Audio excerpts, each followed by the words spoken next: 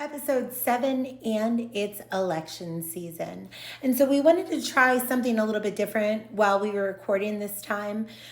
We went live on TikTok and recorded our reaction to the Trump rally in New York. So I'll be putting clips of that on social media all week. But in the meantime, I realized that we didn't properly intro episode 7, which is not like us. And there was one other thing that I caught while I was running through the episode. We did not talk about food. So, in keeping with tradition and bringing food into this episode, I'm actually going to give you a callback to a previous recording that we did that was never released. And let's just say that recording took place in July. And here's what Scott had to say. No, I don't know. Le choy? La soy.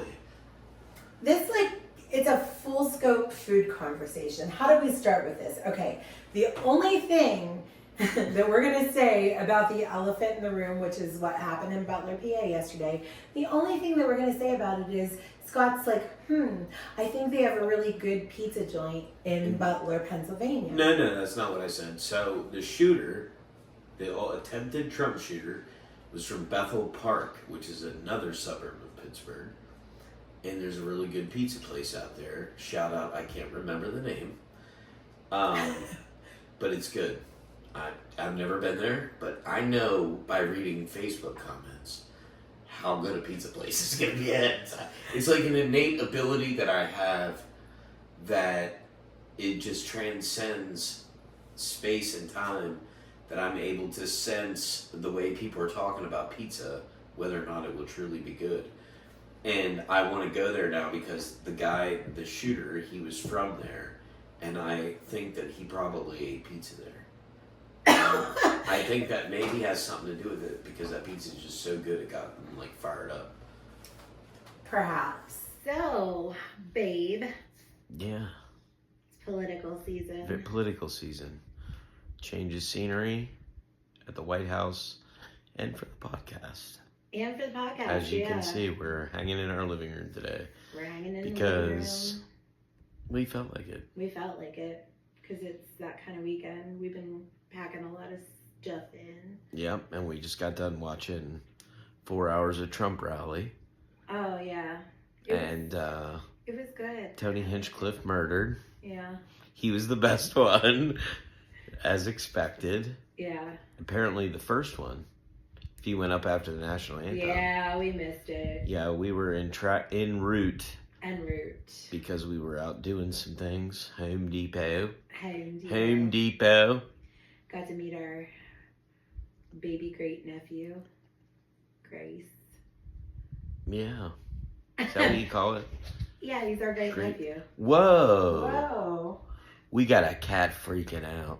She's doing something over there, and it's not going to be good. She's having an allergy attack or something. She's having something. I'm allergic to my cats. They're allergic to me. But it was... that was probably one of the better rallies. I mean, they had heavy hitters. Yeah. They brought them all out. Dana White, all the Trump's kids. Yeah. All of who else was out there? I can't even remember. Elon. Oh, well, Elon, but the guy, the hedge fund guy. Oh yeah, the financial. Yeah, the financial guy. Yeah. He was fired up. Yeah, he was fired up. I cried a little bit during Well, his company lost 680 people on 9/11. At 9/11. Holy crap. Yeah, that's and well, they were based in the World Trade Center. Yeah, so that's why. But talk about crazy luck. He wasn't there because he was dropping his kid off at school. Right. I mean, but good dad then his company, everybody donated 25% of their paychecks. They got some serious paychecks going on in that company, buddy. Yeah, because sure. they got $180 million Yeah. to give to their families. that's you know what I mean? That's like a powerful story that you like. Why did I never hear about that? Usually when you hear money being raised for charities, the other day at that Al Smith thing, right? There was like $15 million or something, right? And all there was heavy hitters in that. Yeah, but like $180 million. So that tells you, I mean, they were doing well with that company. It's big time. Yeah. Big time. But, I mean, obviously they're giving back too, which is... Yeah, for sure. Those are the kind of millionaires and billionaires that Trump surrounds himself with. I think... I don't want to, like, bite the apple too hard. Do you know what I mean? Right. Like, I mean, I don't necessarily trust any billionaires, but... Right, exactly. I mean, I'm going to clip in some of the stuff from my walk away video, but I was a never Trumper for 8 years.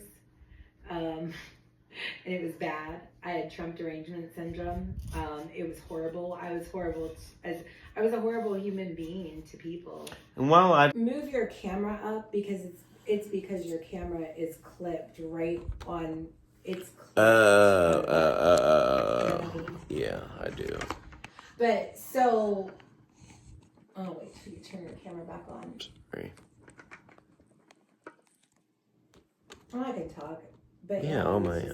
I mean, I unfriended a lot of people on socials. I was going in with all the stupid memes and repeating all the false rhetoric and... Right, I didn't engage in any of that. Like, I just... No. He just watched me slowly descend into insanity and never said a word and let me destroy bridges. Well, I'm not one to censor. I believe that I'm a big First Amendment guy. You know that about me.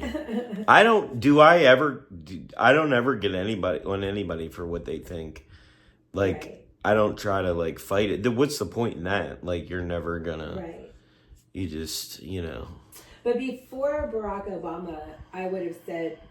And I probably said repeatedly that I was in the middle. Like, I was very independent. And, we were just young, living life, trying to get the kids through high school. So, like, there was 8 years of Barack Obama where things were just kind of like, there was no noise. Yeah, like, that was the last time that there was because, you didn't even really care about the political process. I mean... You didn't pay that much attention to it. You only voted it didn't even really matter. I voted for Barack Obama because I literally felt like I was participating in a movement for change. And then after 8 years, it felt like the same old United States. And I was like, okay, I'm not falling for that emotional bullshit anymore.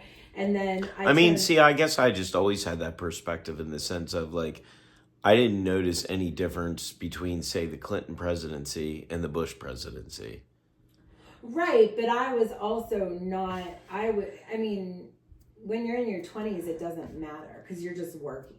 Well, that's what I'm saying. None of it, it doesn't start to matter until you get into a position where your money has more power, like as you're able to buy a house and stuff like that. Perhaps, but I just don't think that the politics mattered that much prior.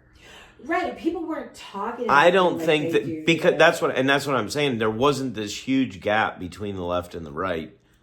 Do you know what I'm saying? Like, for the most part, It was the pendulum would swing a little bit, but not it wasn't like it is now where it's like a wide gap. Right. And because when Bush Jr. won, I wasn't devastated. I didn't get... there's virtually no difference. So if you look at the presidencies of, say, after Nixon, do you know what I mean? It's like a slew all the way up through Obama of... It's not radical politics at any point. Right. Do you know what I'm saying? It's a lot of mixed... the presidency would be Republican, the House would be Democrat. Right. Or vice versa. You know what I mean? There was a lot of balance. There was a lot of balance of power. And I don't think that really there wasn't any crazy... Like I said, the pendulum might swing a little one way or the other, but for the most part, it just wasn't that big of a... People weren't riled up about it because basically at the end of the day, everything that was going to needed to get done would get done. Right. Do you know what I mean? Like, and so people just, it wasn't that big of a deal. Right. But then all hell broke loose with social media. And then Right, when Hillary ran, all hell broke loose because then there was this move towards her, I'm with her, identity politics. And, well, somewhat, I think that it just so many factors because I feel like it was. Well, no, so I told you the other night, so Scott likes to watch History Channel and all that stuff in the middle of the night when I'm sleeping. And sometimes when I have a hard time sleeping, I'll wake up and just watch whatever's on. And the 70s were on the other night. And I'm so angry. I wish I could go back. That feminist movement in the 70s is the cause of this spiral of... No. It's this... horrible. It's the movement of, like... It's the whole... It's identity politics, all of it. Yeah, and it's the beginning. I mean, really, it takes its root in, like, good things like I talked about. Like, George Carlin foresaw all this. The great prophet George Carlin saw this. Well, I'm going to start referring to him like that, you know, kind of how, like, the Nation of Islam is, like, the honorable father right. of Elijah Muhammad or whatever. Right. Because it's like, you know, but I'm going to start saying that because I started a religion called Carlinism. But I'm going to start saying that the great and honorable prophet George Carlin taught us that he foresaw this happening. And it played out, I mean, like a playbook where things like, it was an obsession about children, self-esteem, the self-esteem movement. That's what he calls it.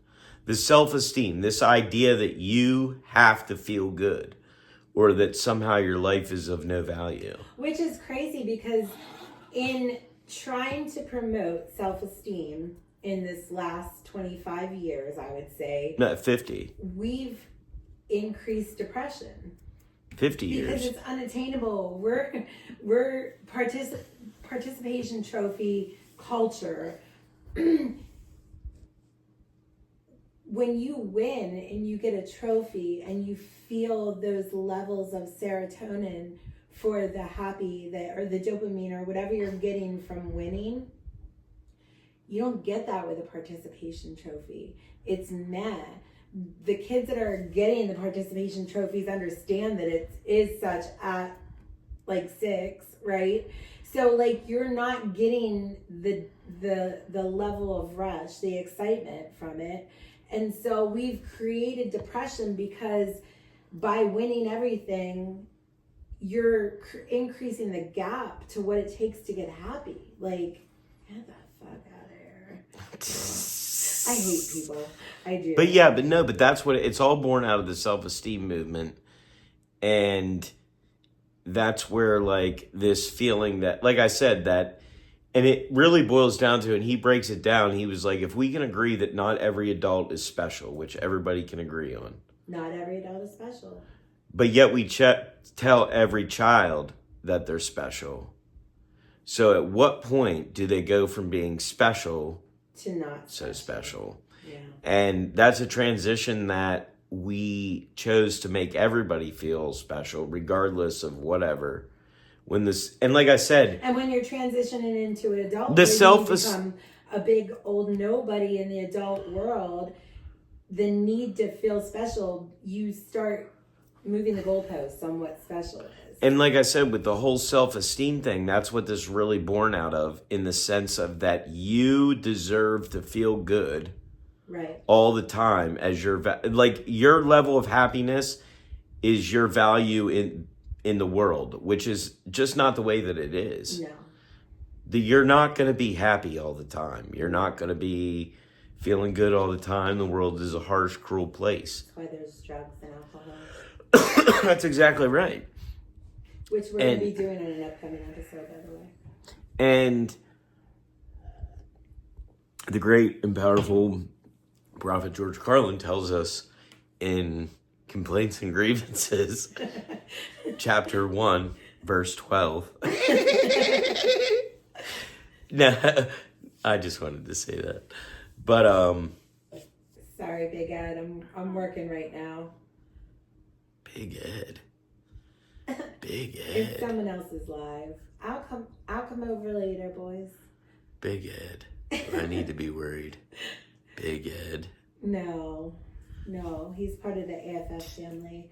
So let's talk about that because we are going to get into it a little bit. Internet groups. We're live on social media, so some of my family might be in here. I don't have my glasses on. I cannot see the comments. It could be a total shit show in the comments right now. I have zero clue. I don't need, well, I'm not saying I don't need mods, but we're just recording our podcast right now. So if someone shuts us down, we'll go into our camera and record from our phone and y'all just won't get to see it. So if you don't behave, that's on you. In the meantime, let's talk about, so I don't want to get too far in the weeds on how we got here because that's part of other podcasts. For sure. But essentially, like March of this year, we started putting into motion a game plan for Scott to become a stand-up comic, Alana B to become a content creator, and then the both of us to have a podcast. So here we are. However,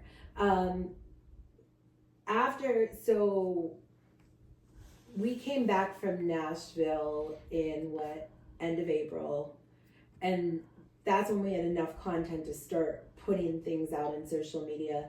And so we did. And so I finally gave in after years of saying I'm never going on TikTok. It's a propaganda machine. I don't want to be there. And I got on TikTok, and one of our first lives, everybody's like, who you're voting for? Who you voting for? It wasn't even a political live. It was just like me being live. And I was like, I'm Switzerland, because I didn't want to jeopardize the future of our brand by making any public statements on who we were voting for. I'm not here to influence anybody else's vote. It's none of my business who you vote for. And I don't feel the need to be liked by everybody. I think Gilded Trash probably speaks more to the right than it does the left. And I'm not picking and choosing. Yeah, nowadays. Yeah. Nowadays, just because it's like, I think personally, to me, as somebody that's probably, like, if you look at my politics, like really break it down, I'm actually, and I'm not going to share them here because it's pretty extreme. But I'm probably extreme leftist politics. Like, well, actually, I believe in no politics. Right. I'm truly an anarchist in the greatest sense of the word. All that making fun of me you did on previous episodes of the podcast, you're the anarchist. Oh, no, no, for real, though.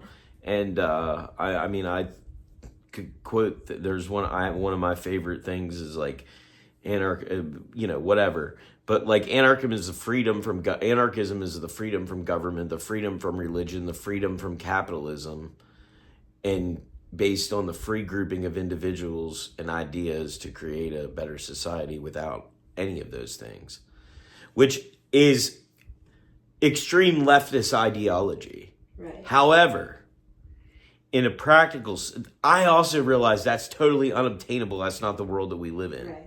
That's a fantasy. Right.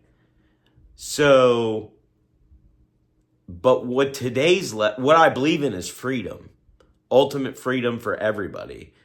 So, but now the left has totally been hijacked by people that want less freedom. Right. They want censorship. They want control. They want, all this, like, we'll call it like virtue signaling type stuff. And that's just not what I represent at all. So, like, You know what I mean? Like, that's why I'm so against that.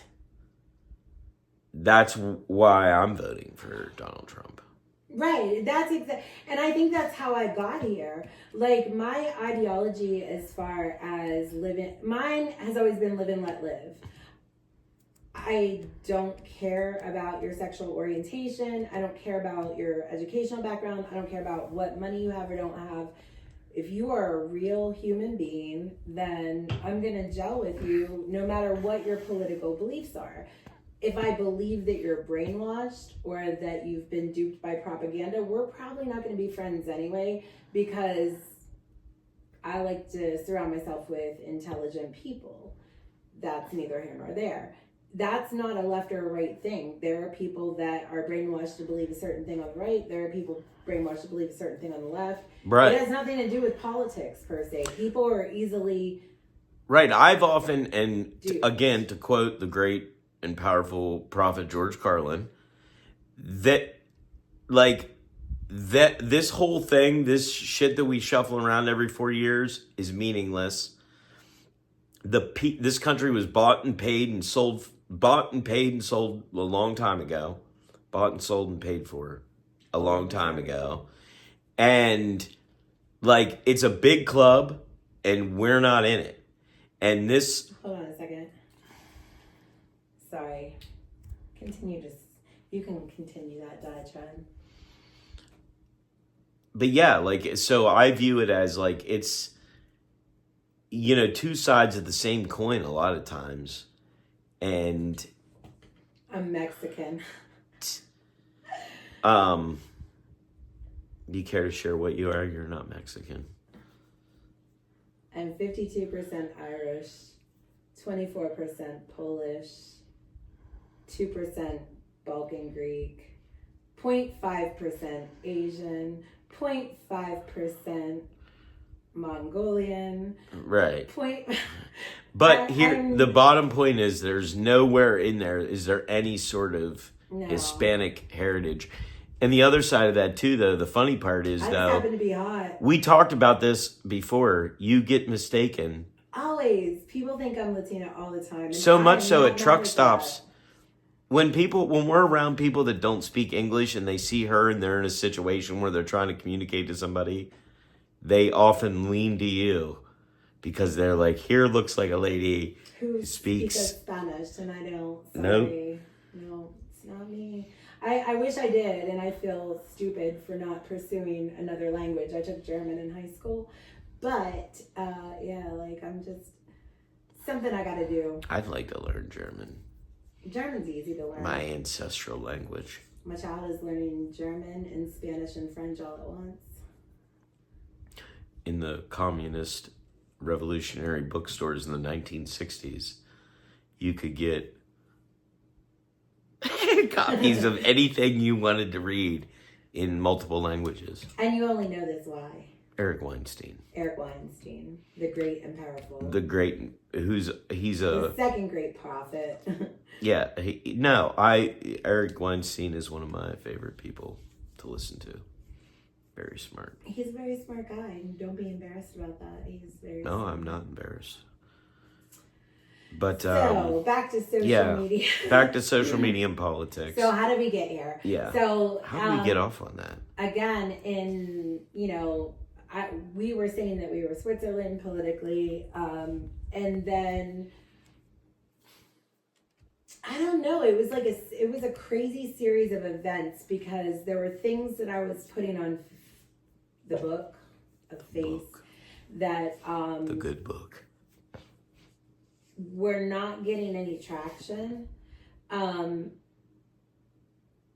then I think right after that, the article came out about Zuckerberg admitting that they were suppressing some right ideologies, which I wouldn't have considered myself right even then.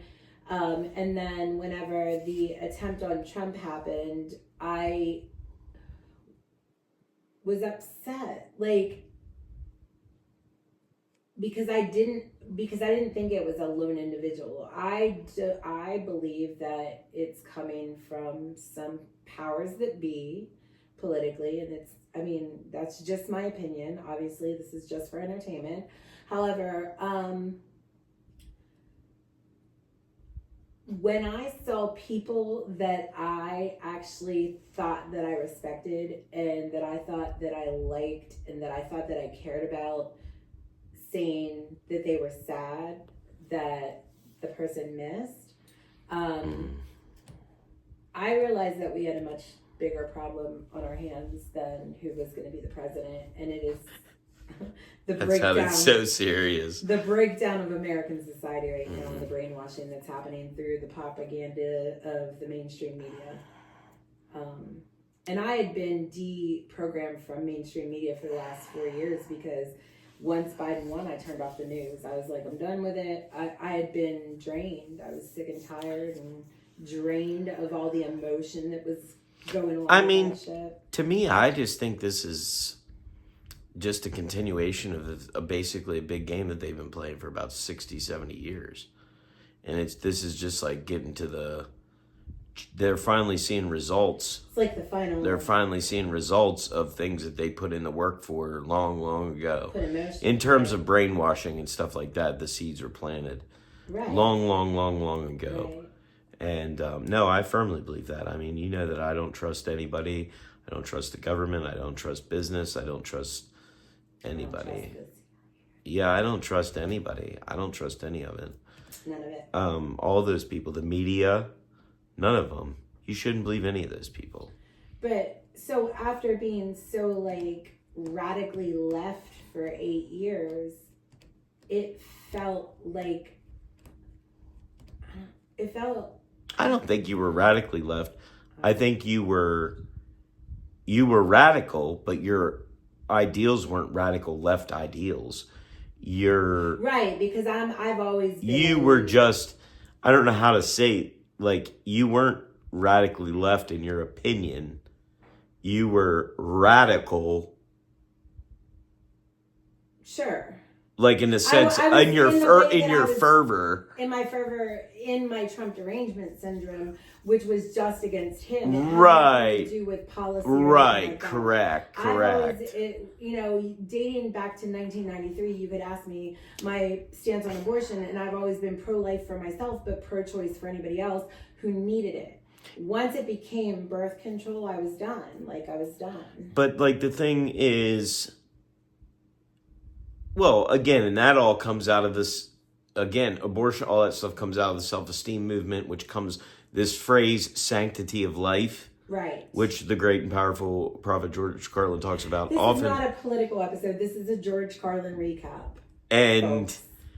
No, because it applies so well that this term sanctity of life is basically we get to pick and choose which forms of life we think are sacred, and we get to kill the rest. And we made the whole fucking thing up. Right. And it's made up. Right. And here we are. Right. And so even that aside, but the point being with all that, talk of left, right, whatever, like most people, for most of our lives, we lean left on some issues, right on others, socially, probably more liberal, fiscally, more conservative, more, right. You know what I mean? On those policy in the 90s would have been called compassionate conservatism. Yeah. And even the Democratic Party of, say, the 1960s or 50s, that was more the bar has so far been moved that if you were in the center before, which is where I would say that we were politically, if you just lined up our ideals because there was enough offsetting, you would say we were in the center. Nothing real crazy on either end. Right. Nothing real crazy on either end. You didn't even see what I did. Rage bait? I said. I was looking in the comments. Somebody's wanting to know if it's. I said, nothing real crazy, just and but no, we didn't have any real. Like I said, there was not real any outliers. It was very centerish. But the bar where the center is now has been moved that so far that even people that were Democrats who sometimes voted conservatively, that whole branch of the Democratic Party is gone. Right. The center's in the middle. Like, if the center is like way, way out there somewhere now. So like, even if you were left before, the bar's been so far moved that you now fall under this umbrella just because their politics have gotten so far left. Like, in terms of just fringe. Yeah, fringe for sure. And I've seen a lot of good social media posts about that recently, and a lot of people in that realm are being referred to as libertarians, but it's not the true libertarian sense of the word. Like, it's just like the new word for like the people who live in that space that you just described. Bill Maher said it best, actually. And he is very critical of the left. You know, we talk about this all the time. He's critical enough of the left, but my problem with Bill Maher is that he pushes jokes too far to where they're not funny anymore. We're not here to debate Bill Maher. All I'm saying is he's known for being left, but he is critical of the left. Right. That's what I'm getting at, is in terms of popular left people. Right. He is one of the few that criticizes the far left. Right. Which I'm saying nobody on the left does much criticism, so he is one of the few. Regardless of any of that, he said, don't become so tolerant that you tolerate intolerance. And that's what the left has really done. Right. Like with the Palestinian things on campus. Do you know what I mean? Like, they've become so tolerant that they now tolerate other people being intolerant against things that should be... Right. You should be intolerant against. Yeah, exactly. And it's just a crazy flip-flop, and that's how we ended up over here. Slightly center of left. But so there was, and I've talked about this before in previous videos and stuff like that, and it's not blowing smoke. There was a couple content creators that made me feel comfortable to kind of come out of the political closet per se, as actually like once I decided that I was voting for Trump, I saw the Theo Vaughn interview with Trump, and actually, and I've said this before, if you've heard a couple of my videos, you'll have heard me say this, I felt like I was in the upside down when I watched that video, because I didn't realize how much humanity Trump really had. And I was he seemed very humble in the interview. I said it before, I was very proud of Theo Vaughn for not being like a goon like he sometimes tends to be. He was just enough to make it fun and entertaining. He asked the right questions. He asked some edgy questions, which I thought was cool too. But what really flipped me was seeing creators like John Paul King, who is Black and who basically, I don't want to say it, like... Well, here's the thing. It's okay to be annoyed by somebody just because they're human. And if they're Black, it's okay to say it out loud.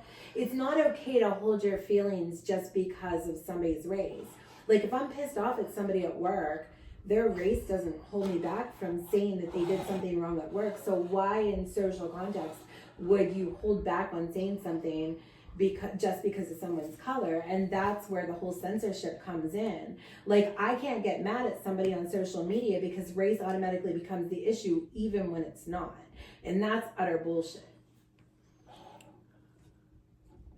What I was going to say is the reason that you felt uncomfortable about saying all that stuff is because the left is much more critical if you don't go along with everything that they say. You're cut off immediately. Right. You can't disagree on one thing out of the whole package. Exactly. It's all or nothing. It's a zero-sum game. Exactly. I've been called every name in the book. I have but I deserve it because I did that to other people whenever I was radically left. So, like, I can take it. I'm not, being called names doesn't bother me because I'm very confident in who I am. Like, I know, I mean, I might go a little ham sometimes, but just because people need to be put in their place, it's not because they hurt my feelings. And so, like, you're exactly right, though. Like, once I came out as MAGA, like, I was shut off from certain people. This one bitch had the nerve to say to me, be careful what I say, because she was on the fence with me.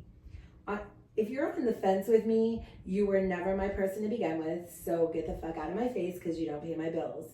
If you're on the fence with me, we're not friends. You just follow me to see what bullshit I'm saying. So, I mean, bye-bye, Felicia. Be on the fence. I hope it hurts your cooch. Anyway. Oh, that's going into the podcast because she knows who she is. I know. Calm down there, Betsy. Now you're getting all wound up. No, because I, like, it expresses your point greatly. I went to school with this person. We roomed together for debates when we went out of town. We were friends.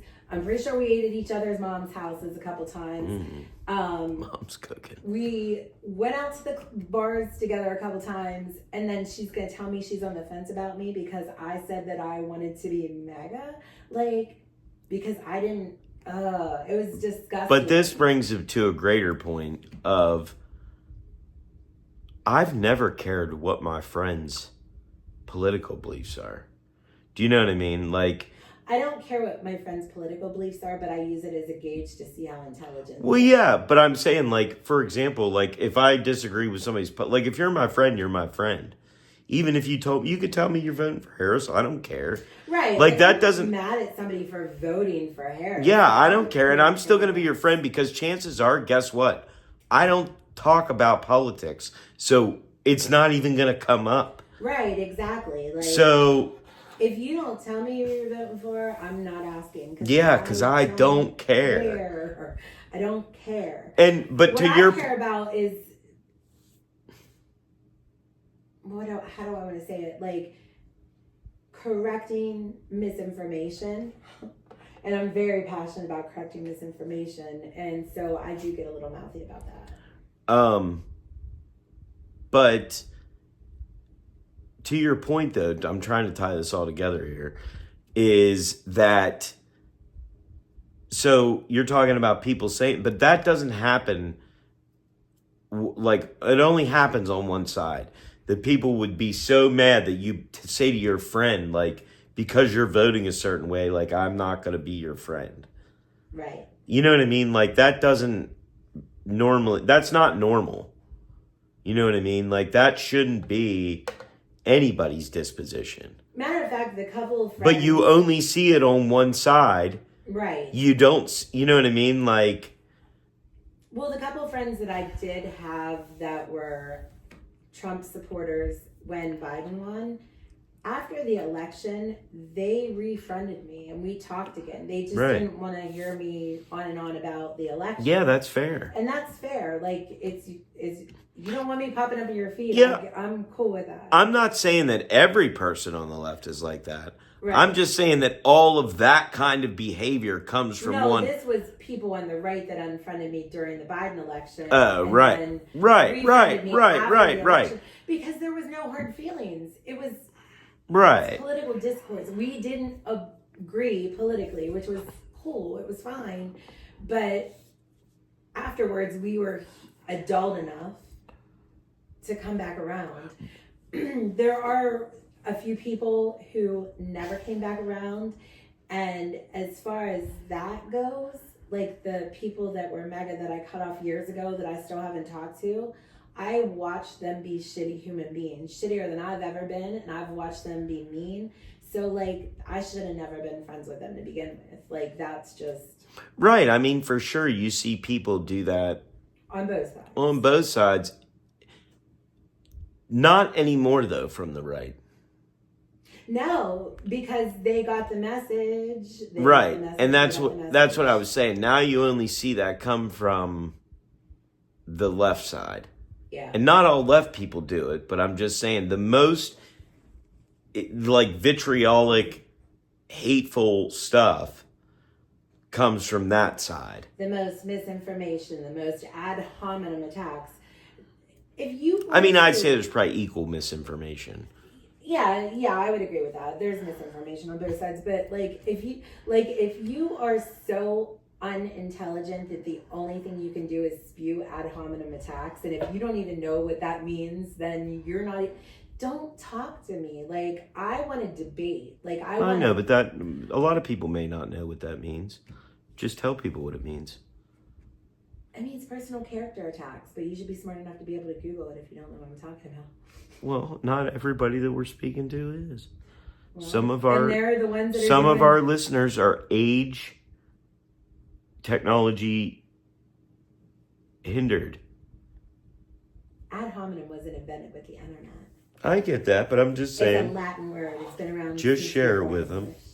However, what I'm really getting at there, though, is that a lot of people, they don't have anything else. They just want to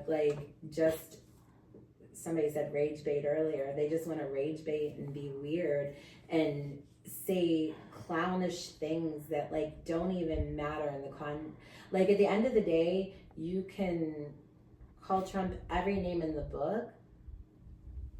A, it doesn't hurt him, and B, it doesn't impact the policies that are going to be impacting our lives. It doesn't even make sense. And the emotion behind it is getting a little exhausting too. I can't wait for this thing to be over. Yeah, I mean, I'll be happy. Not the emotion for me, the emotion of watching people be mean to you. No, I get it. I'm just saying the whole process of it is exhausting for the country, and the people in it.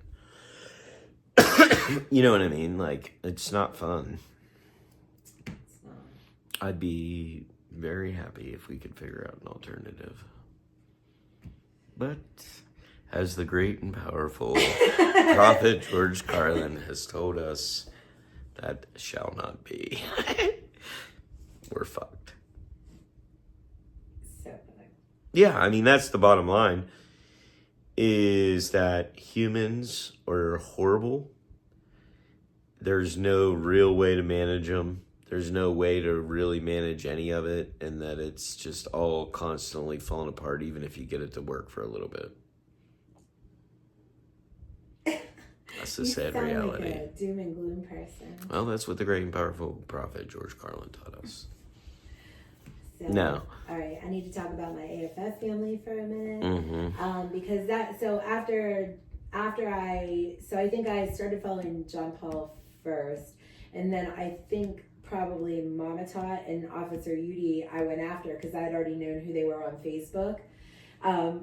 Not even gonna bring up Mama Tot right now. Don't get me wrapped up in any of her drama. My husband's, you can't see Scott, but he's going dark over here. He's got his hood up over his face. He's hiding. He doesn't want to talk about that. And then I saw a stitch or a duet with Austin and Ninja. And that was it for me. As soon as I found Austin, I felt like I finally found my people on TikTok. And after that, you're a weirdo. After that, it was on because bringing it full circle, we're talking about people on the left being mean. When I first got to TikTok, I did the follow trains. I was putting out 3-4 videos a day. I understood the homework assignment, right, kids? So that's a TikTok thing. You're looking at me like I'm crazy. Mm-mm. But I wasn't getting the engagement. I did lives. I went into people's lives. I probably spent $200 dropping gifts in everybody's, and nothing. Found Austin, and I think the AFF was just blowing up whenever this happened because I came on right as Austin fucking Foreman was trending. And I started following those people, and the AFF hashtag became a thing. And now, Do you ever not go to church for a long time and then you go back and like everybody's just like, oh, hey, we love you, we miss you, we haven't seen you? That's what it feels like for me. It feels very emotional, like I came back to church after a long time. Yeah, I mean, I see what you're saying for sure. No, I'm just thinking because I don't know. I don't get that same feeling going back to church, but I understand what you mean by that feeling. Right. You know what I mean? Like for me, it's something different. Like I have an uncomfortable feeling with that, but I understand that I can relate to that because there was a time in my life where that would feel viable. Right. Exactly. Like, exactly. Because it's like, yeah, a family welcoming you. Right. It's like we talk about going home. Going home. That's exactly what it is. It doesn't have to be church. It could be going home. Going home. But you haven't been home for a long time, and then all of a sudden you come back, and everybody, like, it's like you didn't miss a beat, like you were never gone. Except for these people never knew me before when I was on the left. They are just meeting me now. Right. But it doesn't matter. Like none of that matters because we all vibe and click and get along and support each other. And there's like little movements popping up everywhere of like this charitable thing and this cause. And I have a chart here. It's my favorite chart that shows your participate. No, I'm teasing. I just wanted to throw that in there. No, I get it. But yeah, no, I mean, well, that's the thing is that one side is definitely more, the side that says they're more welcoming isn't that welcoming. Not welcoming at all. They're only welcoming if you adopt into their right. That's the whole idea is that you're only welcome if you accept these exact parameters of the relationship. All are welcome in the light. All are welcome in the light. Until you're not. Right, but that's just it though. Again, it's like the whole, like they're claiming one thing, but in reality they just practice something different. Yeah. So I got a million things. What else do you want to talk about? What was who was your first person that you ever voted for?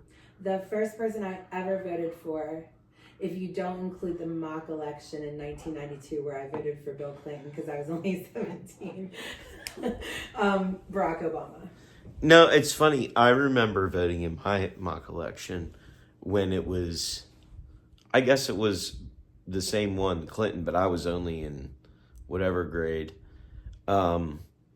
But because I remember the people that were playing, like the people, you know how you had students? Uh-huh. And part of it is like, if the student was just really good, they could make one of the crappier. For example, I think Ross Perot won in our school because the kid that was playing Ross Perot in the little fake debate was just so much better than the other kids that he won in the school because they were like voting off because they're kids. I loved Ross Perot. I love fake elections in schools.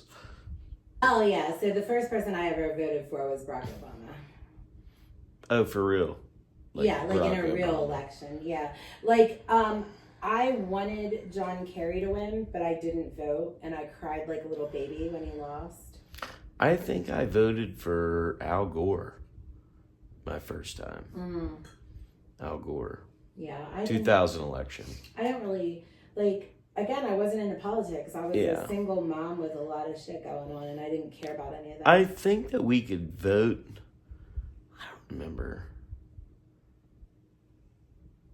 I don't remember. But I'm Al Gore. Al Gore. Because I would have been. Yeah. Yeah, I voted for Barack, Hillary, Joe, and now Trump. I voted for Gore. Who ran against George Bush in 2004? Kerry. Yeah, John Kerry. So Gore, Kerry, Obama twice.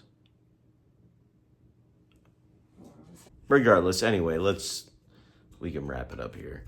But no, I had a couple more things. what was the first memory that you had of an election going on?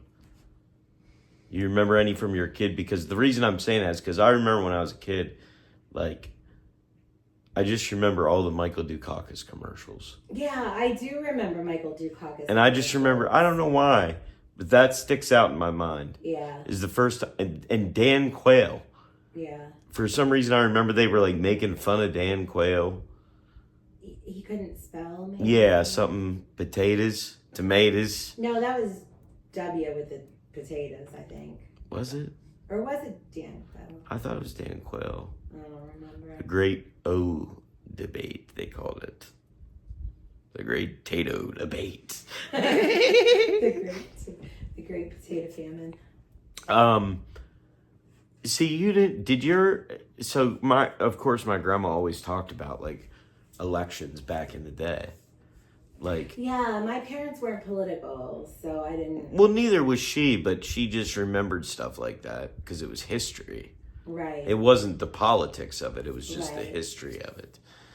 But yeah, kind The of. only thing that I'm gonna need you to come in and record is the come into the studio and record.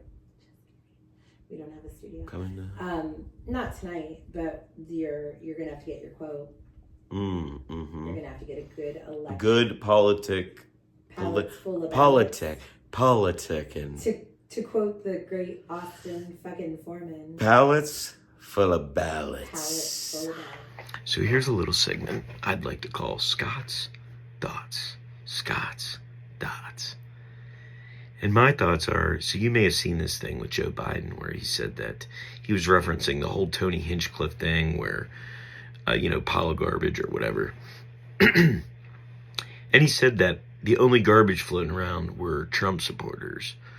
And I just like to say the only garbage floating around is the steaming pile of bullshit politicians in Washington, in a town filled with half-wit bureaucrats and horrible people. That's the only garbage out here. I mean, there's a lot of garbage, but where does it come from? It comes from all of us. That's what the system produces, to quote the great George Carlin. Garbage in, garbage out. This is what we got, folks. This is the best we can do. Huh.